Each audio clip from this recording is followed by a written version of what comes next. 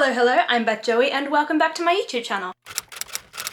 If you're new here, welcome. This is the channel where I paint my face, turn my camera on, and talk about some books. We're officially on the beginning of all of the year in review content for 2022. This is going to be my worst books of the year. There are 5 books that meet this sort of status for me. There are 5 books that I really did not enjoy. Before I get into this video, I just did want to let you know that I have actually on hold all of these books, so I'm not going to have any physical books to show you. Let's get started straight off with the first book, which was A River Enchanted by Rebecca Ross. I really went into this book thinking it was going to be incredible, but it wasn't. I gave it 2 stars, and that is to say that not all of these books are going to be 1-star books. They're just going to be things that really disappointed me, that I really didn't enjoy. For this book, if you are interested in a story where the villain blames the main characters for everything that went wrong in his life, despite it all being his fault, and then the characters involve spirits in something that literally has nothing to do with them, this is the book for you. A River Enchanted follows Jack and Adara. Jack is a bard who has sort of escaped his hometown because he doesn't like it there, and then Adara is like a laird, I think,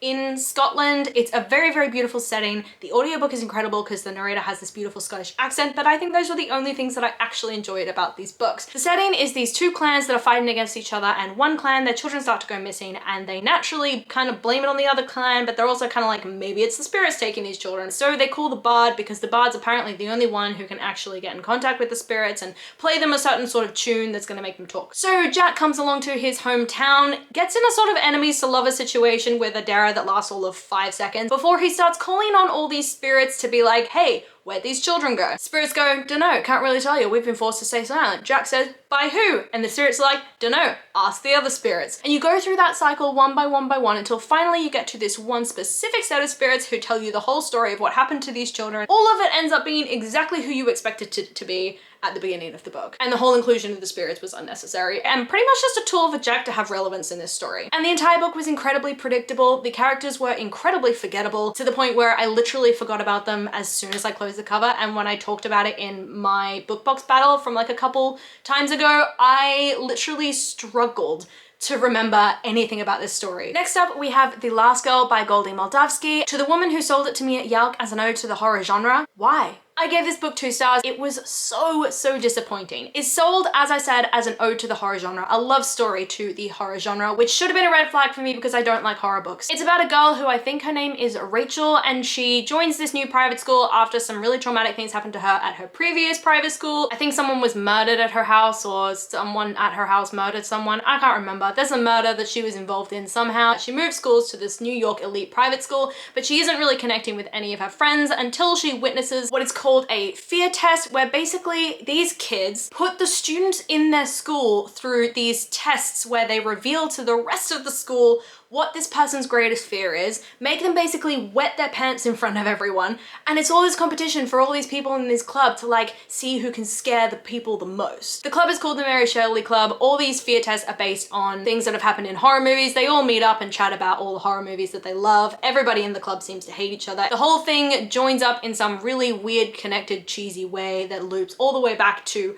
Rachel's murder thing that happened prior to her joining this school, which didn't make a whole lot of sense to me because I'm like, you didn't know her back then. The characters weren't horrible, don't get me wrong, but they just weren't much more than the sort of rich kid stereotypes, and I didn't really care about any of them because their status of like good or evil kept swapping back and forth throughout the story, and I got really confused and it was really frustrating. I think the story was supposed to be sort of thrilling and ominous and creepy, but it just kind of ended up being cheesy, which I thought was really interesting because so many of the characters in the story were so stuffy and everything, and they were like, oh, we don't watch that horror movie because it's cheesy, it's like low class. And I'm like, but this entire book is cheesy. The pacing was meandering. I got really frustrated by the end of the story of all of like the half reveals that happened, and yeah, I did not like this book. Next up is The Ivory Key by Akshaya Raman. I'm sorry, I'm not very good at pronouncing names, and I'm sorry if I pronounce that wrong. It follows 4 siblings who seem to hate each other for reasons unknown. One of them seems to be the queen of this kingdom that they live in. They live in this society where magic is a bit of a finite resource. The kingdom doesn't know that, only the queen does. And she slowly sort of reveals it to her siblings that the magic is running out. And so they go on a mission to find some sort of key thing that's apparently going to save the kingdom, bring the magic back and all that sort of thing. And I mean,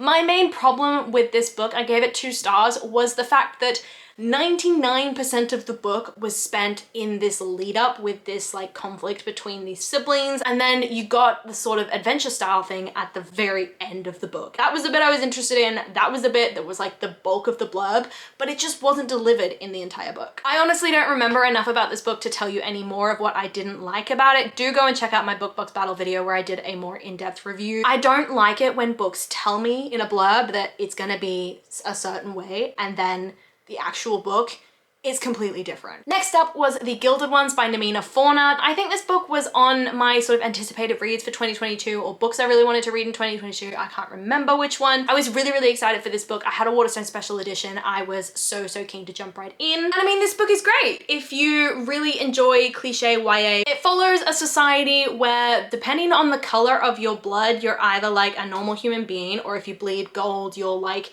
considered an outcast. And this girl, she goes through this ceremony at the age of 16 and she finds out, I think, that she bleeds gold, and so the people in her village capture her, imprison her, torture her. She gets picked up by this person who takes her to the kingdom, only to find out that everything everyone in the kingdom believes about these women that bleed gold is completely incorrect, and they're actually really powerful people that are creating an army of their own to defeat these beast things. There are hints sort of dropped throughout about maybe these beast things aren't what you think they are, and these women that are killing them are being misled, and then that's entirely predictable because that's what happens. And the main character gives some really motivational 16-year-old girl speech that apparently changes the whole kingdom's mind about these beasts. Really stupid. Like I said, the whole thing feels a bit immature, the whole thing feels a bit cliche. I kind of liked the training, but I just really lost patience with this book by the end. I think I gave this book 1 star, I can't really remember. It was a long time ago when I read it and I didn't love it. And the last book is Hook, Line and Sinker by Tessa Bailey. This was the beginning of the end for this author for me. I decided after reading this book that I would read 1 more book by this author because I had 1 more book that I owned by this author. Didn't like that one either. I was like, yep, nah, that's it. I give up. Hook, Line and Sinker is part of the It Happened One Summer duology. The first book, It Happened One Summer, is actually not that bad. Then we've got the sister, whose name I can't remember for the life of me, but she gets her own book where the hinted romance between her and a guy called Fox comes to light. Fox is a bit of a player and he's trying to like detract from that image, and then the girl, I think her name's Hannah, has a crush on a guy that she works with and she's trying to make him see her in a different light. So naturally her and Fox kind of team up. They have a forced proximity kind of situation because she's forced to move in with him, and they build a romance sort of in a really toxic way, aka Fox treats Hannah like absolute shite and he blames it all on some emotional trauma that he went through as a kid. But I'm like, there is a certain extent that you can blame on trauma, but that doesn't give you an excuse to be a horrible person. That is, at the end of the day, exactly what he is in this story. I just thought this was the beginning of the end for Tessa Bailey and some very, very toxic relationships that she writes about. I was really annoyed that this book made me dislike some of the characters in the previous book. That was the very last book on the 5 worst books of 2022. I hope you enjoyed this list. I hope you enjoyed this video. I tried to have a bit of fun with it rather than outright bashing these books. I don't know if I struck the right balance. I guess editing me will let me know. Let me know in the comments down below if you have a list of the worst books for 2022, what some of those books are, and let me know if you read these books and you agree with me, disagree with me. I think there's something I missed in some of these books that could potentially change my mind. Unlikely because I really didn't like any of them. Come and chat to me in the comments down below. I love talking to you guys and I do my best to reply to every single comment. I really, really hope that you enjoyed this video, and if you did, please do let me know by liking, subscribing and hitting that notification bell all down below. It is a super easy way to help my channel grow, and I will see you lovely people in my next video for some more New Year content. Bye!